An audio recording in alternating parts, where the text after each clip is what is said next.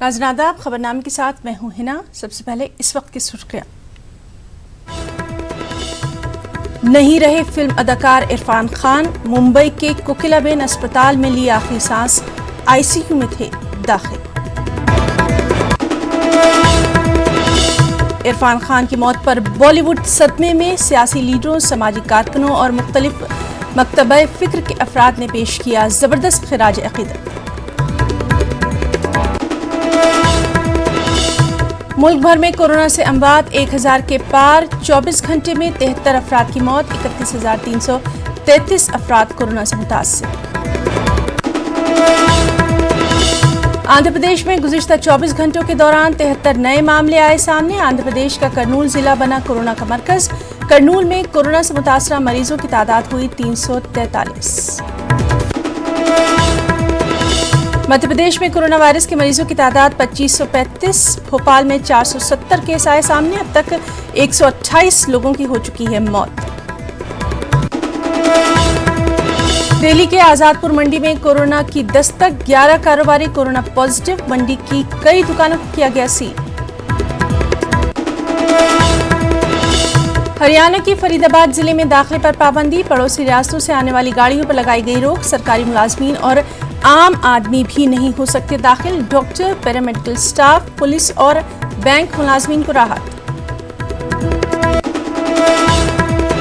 और वहीं बिहार की सब्जी मंडियों में उड़ाई जा रही है सोशल डिस्टेंसिंग की धज्जियां। बगैर मास्क के इकट्ठा हो रही है भारी भीड़, भारी पड़ सकती है लापरवाही।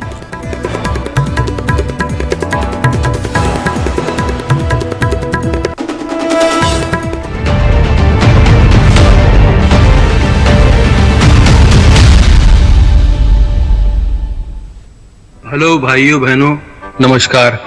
मैं इरफान, मैं आज आपके साथ हूं भी और नहीं भी। खैर, ये फिल्म अंग्रेजी मीडियम मेरे लिए बहुत खास है। सच यकीन मानिए, मेरी दिली ख्वाहिश थी कि इस फिल्म को उतने ही प्यार से प्रमोट करूं जितने प्यार से हम लोगों ने बनाया है। लेकिन मेरे शरीर के अंदर कुछ अनवांटेड मेहमान बैठे हुए हैं, उनसे वार्तालाप चल रहा है। देखते हैं किस करवट उठ बैठता है। जैसा भी होगा आपको इत्तला कर दी जाएगी। कहावत है, when life gives you lemon, you make a lemonade। बोलने में अच्छा लगता है, पर सच में जब जिंदगी आपके हाथ में नींबू थमाती है ना, तो शिकंजी बनाना बहुत मुश्किल हो जाता है। लेकिन आपके पास और चॉइस भी क्या है पॉजिटिव रहने के अलावा। इन हालात में नींबू की शिकंजी बना पाते हैं कि नहीं बना पाते हैं, ये आप पर है। और हम सब ने इस फिल्म को उसी पॉजिटिविटी के साथ बनाया है। और मुझे उम्मीद है कि ये फिल्म आपको सिखाएगी, हंसाएगी, रुलाएगी, फिर हंसाएगी शायद। Enjoy the trailer and be kind to each other and watch the film. And yes, wait for me. रहने को सदा दहर में आता नहीं कोई, तुम जैसे गए ऐसे भी जाता नहीं कोई। जी हाँ, बॉलीवुड के मुनफरिद अदाकार इरफान खान ने इस दारे फानी को अलविदा कह दिया। बहुत अरसे से वो कैंसर के मर्ज से जूझ रहे थे। हाल ही में बड़ी आंत में इन्फेक्शन से इरफान खान परेशान थे, इसीलिए उन्हें कोकिलाबेन अस्पताल में दाखिल कराया गया था, जहां उनका इंतकाल हो गया। और इस तरह बॉलीवुड ने एक शानदार अदाकार को खो दिया। इरफान खान ने बहुत कम दिनों में अपनी एक खास पहचान बना ली थी, अलग शिनाख्त बनाई थी। एनएसडी में तालीम मुकम्मल करने के बाद उन्होंने टेलीविज़न सीरियल में काम किया और फिल्म हासिल से उन्होंने फिल्मी दुनिया में कदम रखा। तलबा सियासत पर मबनी इस फिल्म में उन्होंने अपनी अदाकारी के बेहतरीन जौहर दिखाए और बस रातों रात स्टार बन गए। इसके बाद इरफान खान ने अलग अलग फिल्मों में यादगार किरदार निभाए। मकबूल, लाइफ इन मेट्रो, पान Singh Tomar, Jurassic world, Slumdog millionaire और अंग्रेजी मीडियम और पीकू जैसी फिल्मों से शोहरत और मकबूलियत की बुलंदियों को उन्होंने हासिल किया। मगर मोहलिक बीमारी ने एक बेहतरीन अदाकार को हमसे छीन लिया। बॉलीवुड समेत मुख्तलिफ शोबों से वाबस्ता शख्सियात ने इरफान खान की मौत पर गहरे दुख और रंज का इजहार किया है। और नाज़रीन, इस वक्त हमारे साथ मौजूद हैं मशहूर अदाकार रज़ा मुराद साहब। रज़ा मुराद साहब, सबसे पहले तो आपसे यही जानना चाहेंगे, ये कोई जाने की उम्र हरगिज़ नहीं थी, और वो भी उस अदाकार की जिसकी इस वक्त फिल्मी दुनिया को सबसे ज़्यादा ज़रूरत थी। आपके तासुरात चाहेंगे।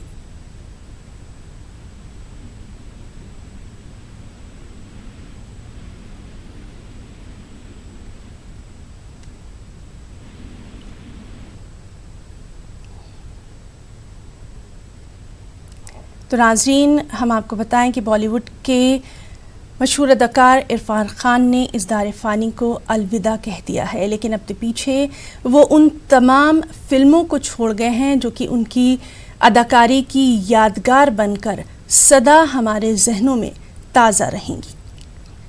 हम आपको बताएं कि बहुत अरसे से वो कैंसर के मर्ज में मुब्तला थे और हाल ही में बड़ी आंत में इन्फेक्शन से भी इरफान खान परेशान थे। उन्हें कोकिलाबेन अस्पताल में एडमिट करवाया गया था, जहां से ये अफसोसनाक खबर आई कि उनका इंतकाल हो गया है।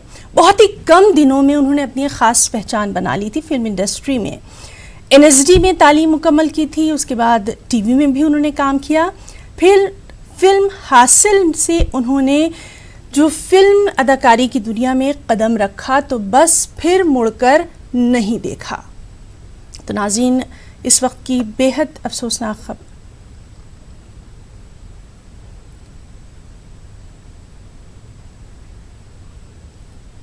और चलिए इस वक्त हम बात करने की कोशिश करेंगे एक और फिल्म अदाकार, मशहूर फिल्म अदाकार मुकेश तिवारी जी से। मुकेश जी, आपसे पहला रिएक्शन जानना चाहेंगे। एक ऐसा अदाकार बहुत जल्दी हमारे बीच में से चला गया जिसने एक्टिंग को जिया था। जी, और निश्चित तौर पे बहुत ही यहाँ पे शब्द तो काम नहीं कर पाएंगे, मौन ही काम कर पाता है, इतना बड़ा लॉस है। और सबसे महत्वपूर्ण बात यह है कि इरफान भाई भले अब जिस्म के तौर पे नहीं है हमारे बीच में, देह के तौर पे भले नहीं है, लेकिन उनका एक बहुत महत्वपूर्ण काम हमारे बीच में है।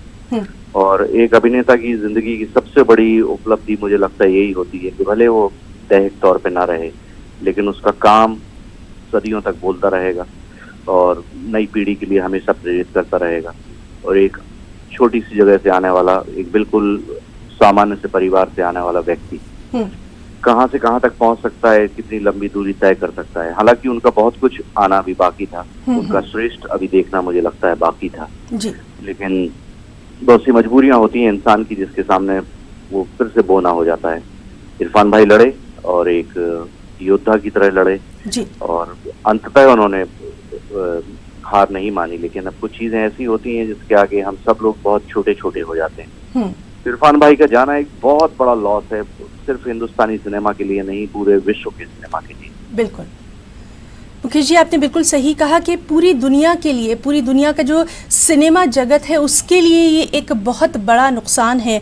मुकेश जी, आपसे ये भी जानना चाहेंगे, जिस तरह से लगातार हम देख रहे थे कि फिल्मों में वो किरदारों को जिस तरह से अदा करते थे, लगता था वो किरदार सिर्फ उन्हीं के लिए बना है। और जब बीमारी की इत्तला उन्हें मिली थी, उसके बाद भी हंसते हंसते उन्होंने जिंदगी की इस तकलीफ को जिया था।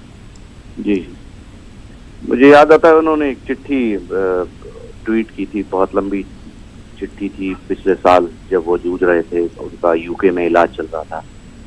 तो उन्हें लगता था कि उन्होंने बड़ी एक मार्मिक लाइन कही थी, दिल को छू जाने वाली लाइन थी कि जिंदगी को सिर्फ अभी ही तो चखा था, जिंदगी को चखना ही तो शुरू किया था अभी जी। और अचानक ये सब कुछ आ गया है। लेकिन उन्होंने कहा था मैं फिर भी जूझूंगा और इस सब से उबर के आ जाऊंगा। तो उनके अंदर वो हिम्मत थी, वो जूझने की क्षमता थी उनके अंदर। और बहुत ही मार्मिक लाइन है कि जिंदगी को चखना अभी तो शुरू ही किया था, क्योंकि जिंदगी में इतनी उन्होंने इम्तिहान उनका लिया हुआ था, इतनी कठिन परीक्षाएं उन्होंने दी हुई, इतनी छोटी छोटी भूमिकाओं से लेके हुए इतनी महत्वपूर्ण भूमिका तक पहुंचे थे। और बहुत मुश्किल होता है कि विश्व सिनेमा में ऐसा स्थान बना पाना। और वे हिंदुस्तान को रिप्रेजेंट करते थे पूरे विश्व में कि हिंदुस्तानी चेहरा थे, वो हिंदुस्तानी अभिनेताओं का एक चेहरा थे, हिंदुस्तानी सिनेमा का एक चेहरा थे विश्व की। तो भले उनकी इन्फर्नो फिल्म हो, चाहे लाइफ ऑफ पाए हो, या ये तो सिर्फ ऐसी हैं कि जो लोकप्रिय हो गए, लेकिन उन्होंने जिस छोटी छोटी मिशन इम्पॉसिबल में भी एक उनकी भूमिका थी, वो एक कमर्शियल सिनेमा था, लेकिन उन्होंने एक आम व्यक्ति का किरदार निभाते हुए उसको नायक बनाया था। क्योंकि नायक की बनी बनाई परंपरा को, बनी बनाई परिभाषा को इरफान भाई ने बड़ी आसानी से तोड़ दिया था कि कहानी ऐसे भी कही जा सकती है, एक आम व्यक्ति भी नायक हो सकता है जो कि सिर्फ बड़ी बड़ी गाड़ियों हेलीकॉप्टर में नहीं घूमता या सूट नहीं पहनता। और लंच बॉक्स में आप देख सकते हैं कैसे वो नायक बने थे। और नई पीढ़ी के बहुत बड़े आदर्श थे वो, कि नई युवा पीढ़ी जिसको हम कहते हैं कि उसको चमक धमक वाला सिनेमा पसंद है, उसका जिंदगी पसंद है, उतनी सार्थक सिनेमा को भी वो पसंद करते थे। और इरफान भाई उनके लिए एक आइडियल के तौर जी मुकेश जी, वैसे तो यहाँ ये पूछना थोड़ा नामुनासिब होगा, लेकिन फिर भी हम जानना चाहेंगे आपकी फेवरेट फिल्म जो थी उनकी कौन सी थी, कौन सा ऐसा किरदार था जिसमें इरफान खान आपको सबसे अच्छे लगे थे?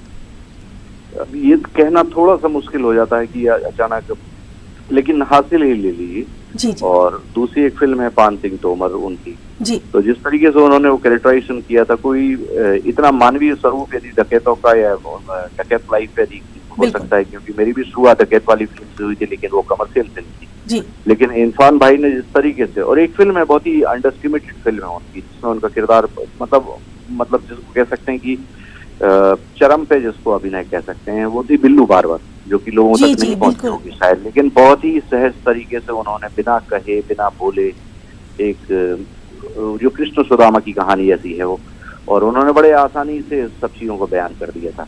तो वे मैन ऑफ फ्यू वर्ड्स कहे जाते थे, कम शब्दों में बहुत कुछ बयां कर देना इरफान भाई की अदाकारी का एक बहुत बड़ा नमूना। जी जी। और उसी फिल्म में शाहरुख खान के साथ उन्होंने इतना अच्छा जो एक उनका केमिस्ट्री थी वो भी देखने को मिली थी।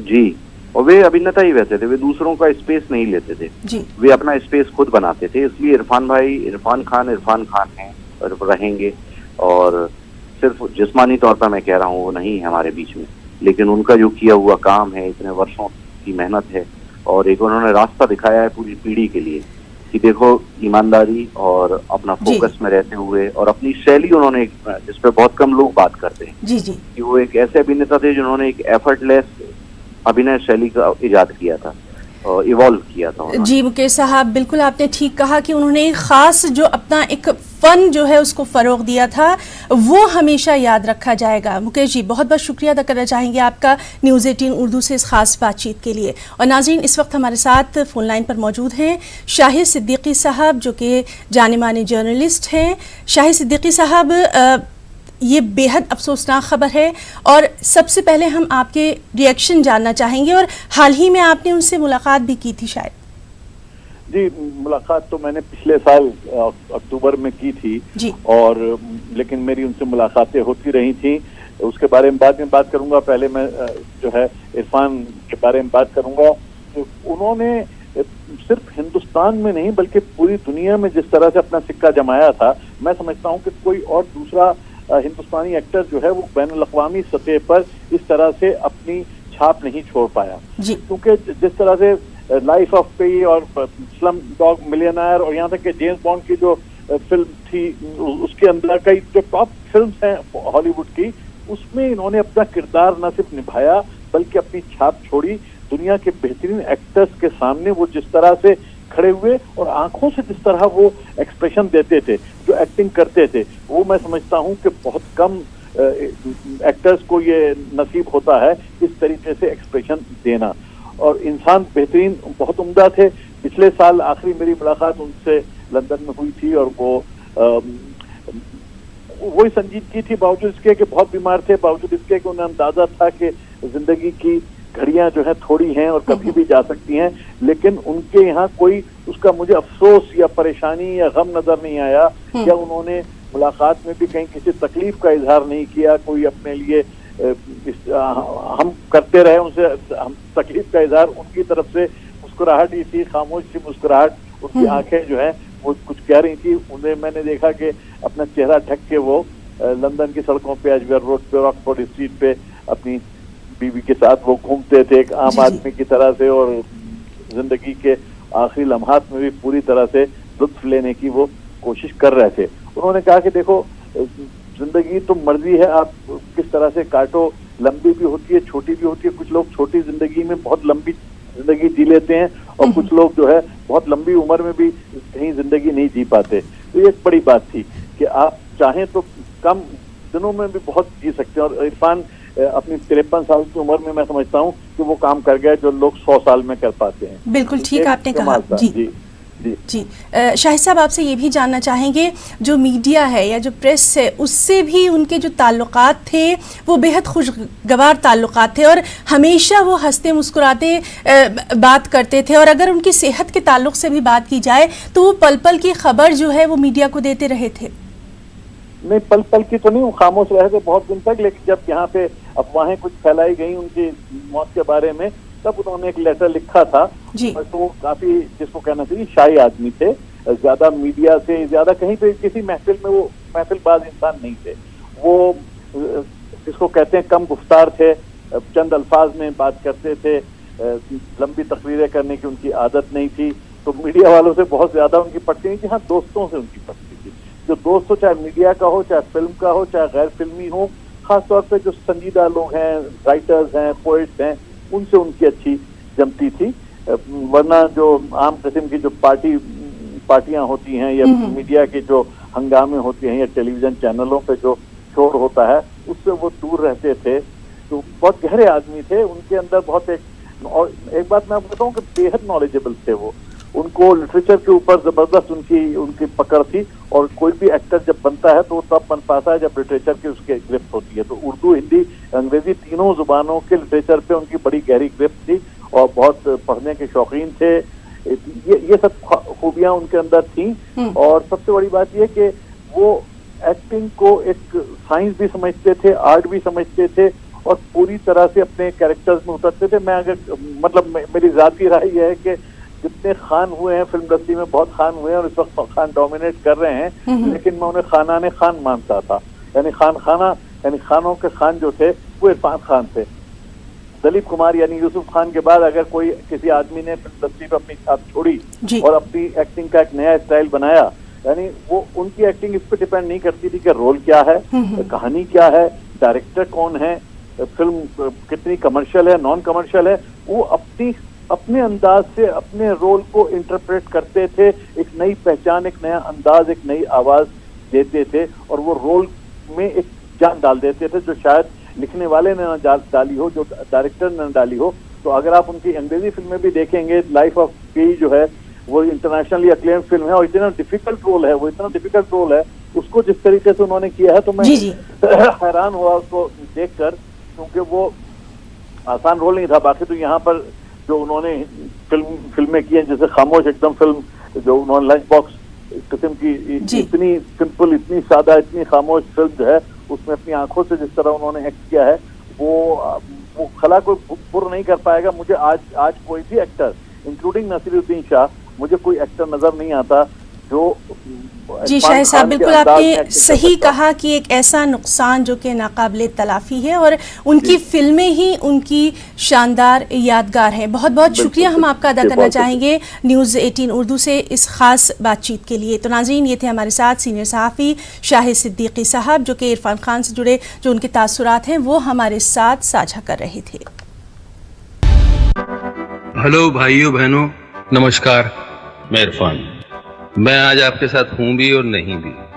खैर, ये फिल्म अंग्रेजी मीडियम मेरे लिए बहुत खास है। सच यकीन मानिए, मेरी दिली ख्वाहिश थी कि इस फिल्म को उतने ही प्यार से प्रमोट करूं जितने प्यार से हम लोगों ने बनाया है। लेकिन मेरे शरीर के अंदर कुछ अनवांटेड मेहमान बैठे हुए हैं, उनसे वार्तालाप चल रहा है। देखते हैं किस करवट उठ बैठता है। जैसा भी होगा आपको इत्तला कर दी जाएगी। कहावत है, when life gives you lemon, you make a lemonade। बोलने में अच्छा लगता है, पर सच में जब जिंदगी आपके हाथ में नींबू थमाती है ना, तो शिकंजी बनाना बहुत मुश्किल हो जाता है। लेकिन आपके पास और चॉइस भी क्या है पॉजिटिव रहने के अलावा? इन हालात में नींबू की शिकंजी बना पाते हैं कि नहीं बना पाते हैं, ये आप पर है। और हम सब ने इस फिल्म को उसी पॉजिटिविटी के साथ बनाया है, और मुझे उम्मीद है कि ये फिल्म आपको सिखाएगी, हंसाएगी, रुलाएगी, फिर हंसाएगी शायद। Enjoy the trailer and be kind to each other and watch the film, and yes, wait for me। जी हाँ, तो इरफान खान के आखिरी अल्फाज जो उन्होंने अपनी फिल्म के प्रमोशन के लिए कहे, साथ ही साथ उन्होंने इसमें ज़िंदगी को भी अपने ख़ास अंदाज में मुखातिब किया। उधर मरकज़ी वज़ीर मुख्तार अब्बास नकवी का ट्वीट सामने आया है, जिसमें उन्होंने लिखा कि इरफान खान हरफन मौला अदाकार थे। आर्ट, कल्चर और बॉलीवुड इंडस्ट्री के लिए ये बेहद नुकसानदेह है। मेरी तमाम तर नेक ख्वाहिशात उनकी फैमिली और दोस्तों अहबाब के साथ हैं, उनकी रूह को शांति मिले। तो ये ट्वीट जो है ये मुख्तार अब्बास नकवी ने किया है। इसमें उन्होंने अपने गम का इजहार किया है।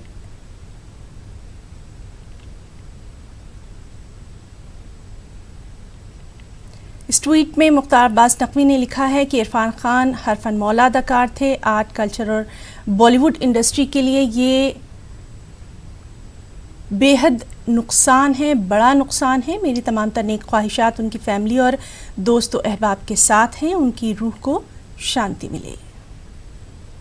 तो हर तरफ से हम देख रहे हैं कि किस तरह से बॉलीवुड अदाकार इरफान खान के लिए पैगामात आ रहे हैं। आपको बता दें कि बहुत अरसे से वो कैंसर के मर्ज में मुब्तला थे। हाल ही में बड़ी आंत के इन्फेक्शन से इरफान खान परेशान थे। उन्हें मुंबई के कोकिलाबेन अस्पताल में एडमिट करवाया गया था, जहां उनका इंतकाल हो गया।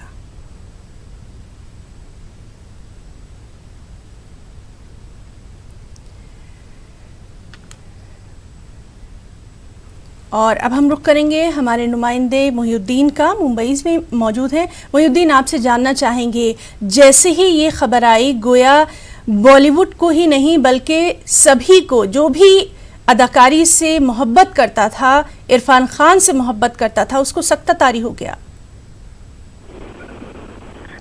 जी बिल्कुल, ये जो खबर आई है इरफान खान के इंतकाल की, ये खबर जो है वो ना सिर्फ बॉलीवुड बल्कि आम अफराद जो सिनेमा को जानते थे, समझते थे और उसमें दिलचस्पी रखते थे, उनके लिए बहुत ही बड़े सदमे की बात है। और मुंबई में खास तौर पर, और मुंबई के अलावा जो है वो दुनिया भर में इनकी एक बड़ी फैन फॉलोइंग थी, क्योंकि इनका अंदाज बहुत ही मुख्तलिफ था। इरफान खान ये हमेशा बोलते रहे हैं कि वो एक्टिंग के ट्रेंड को जो है वो तोड़ना चाहते हैं, और उन्होंने इस काम को जो है वो बखूबी अपनी जिंदगी में अंजाम दिया। मुख्तलिफ फिल्में की, ऐसी फिल्में की जो फिल्मिस्तान की तारीख में जो है वो किसी माइलस्टोन से कम नहीं है। आखिरी फिल्म उनकी जो है वो बहुत ही पैगाम से पुर है, और जो चाहने वाले हैं वो एक किस्म के सदमे से दो चार हैं। उनका यही कहना है कि इरफान खान जो है वो जैसा अजीम एक्टर अब शायद दोबारा हमें मिल सके। उनकी अदाकारी, उनका एक्सप्रेशन, उनकी डायलॉग बोलने का अंदाज और उनकी बहुत सी ऐसी चीजें थी जो बॉलीवुड की एक्टिंग फैटर्निटी को जो है वो मालामाल कर रही थी, लेकिन आप जो है वो इस दुनिया में नहीं रहे। आपने देखा कि लता मंगेशकर के अलावा मोहिउद्दीन, इस वक्त मधुर भंडारकर का एक रद्देमल सामने आ रहा है। मुझे याद है उनके साथ फिर 2011 में कायरो फिल्म फेस्टिवल में हम लोग साथ में थे, जहां हम दोनों को अवार्ड मिला था वहां पे, और बहुत ही अच्छा वहां पे भी 2-3 दिन उनके साथ मौका मिला उनसे समय बिताने का। आज पूरी इंडस्ट्री, मैं कहूँगा पूरी बॉलीवुड नहीं बल्कि पूरा इंटरनेशनल भी, जहाँ पे उन्होंने अपना एक बहुत बड़ी छाप छोड़ी है, उनको मिस करेगा। उनके जैसा कलाकार, उनके जैसा व्यक्ति हम डेफिनेटली बहुत बड़े लेवल पे उनको मिस करेंगे। Thank you. तो मधुर भंडारकर ने भी अपने गहरे गम का इजहार किया। मोहिउद्दीन, आपका भी बहुत बहुत शुक्रिया अदा करना चाहेंगे, और खबरों में फिलहाल इतना ही। आदाब।